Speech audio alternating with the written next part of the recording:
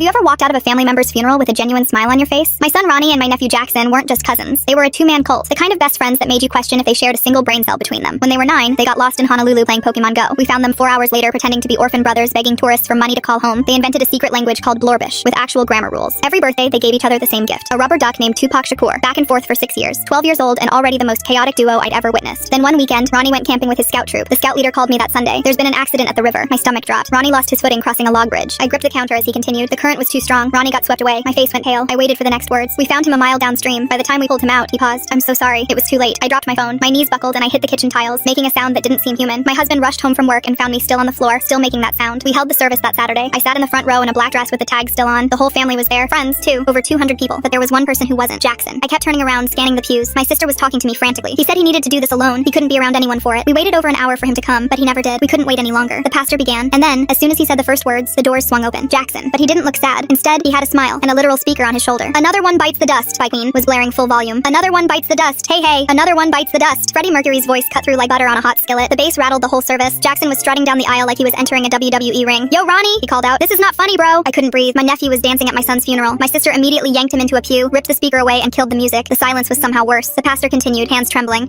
Okay, we shall now start the service. But Jackson couldn't stay quiet. Every few minutes he'd yell, "You'll never beat the Irish," an inside joke between him and Ronnie, or start singing, "Give Jellyfish Fields a chance." Everyone was staring at him, angry, disappointed, confused, and in shock. But no one said a thing. No one dared to. How could they? Then suddenly, Jackson stopped making noise. He sat in silence for 20 minutes, then looked up with these teary eyes and said loud enough for everyone to hear, "He's not dead. My best friend can't be dead." Everyone's anger towards him shifted to sorrow instantly. We realized Jackson wasn't being disrespectful or playing some game. He was a 12-year-old boy drowning in denial, or so we thought. When end of the service came, everyone lined up to pass the casket. Jackson stood up too. My sister tried to grab him, but he pulled free and walked toward the front, towards the casket. The whole room tensed. What was he about to do? He reached the casket, looked down at Ronnie. His shoulders shook. Then he licked his finger and shoved his finger in Ronnie's ear. "Wet Willie," he yelled. At a funeral, to a corpse. The whole room paused. "Jackson!" I screamed, running toward him. The pastor dropped his Bible. Grandma staggered into my uncle's arms. Jackson stumbled backward, howling with laughter. I was about to tear Jackson a new one. Then I heard it. Someone said, "Wait, is Ronnie smiling?" I froze, turned back to the casket. My son's lips were twitching, corners pulling up. He was fighting a smile. Ronnie, his eyes shot up. "Goddamn Jackson, the Wet Willie? Really?" He sat up in the casket. The church exploded, screaming, crying. Grandma hit the floor. Jackson collapsed on the ground, laughing so hard no sound came out. Ronnie climbed out of the casket and grabbed him by the collar, also laughing. The pastor stood frozen like he'd witnessed an actual resurrection. I grabbed Ronnie and pulled him into me so hard I probably cracked a rib. Turns out when your son literally comes back from the dead, the first thought isn't how. It's "you're alive." I finally let go after what felt like hours. Then I grabbed both boys by the collar. "Explain, now." Jackson wiped his eyes, still wheezing from laughing. We made a bet. Ronnie said he could fake his death and make it through the whole funeral. If he won, I had to give him my PS5, the one I won at the gaming tournament. Ronnie grinned. I was so close. When I realized he had everyone fooled, Jackson said, "I knew my only chain was to make him laugh. The Wet Willie was my last resort." I stared at them, these psychopaths I'd raised. "You realize," I said slowly, "we were going to cremate you tomorrow." Ronnie's smile vanished. Jackson's too. The room went silent. Ronnie looked at Jackson. Jackson looked at Ronnie. "I still want the PS5. Absolutely not." They argued about it for 3 weeks. By the way, we're suing the funeral home. What kind of idiots don't notice a 12-year-old isn't actually dead for 48 hours?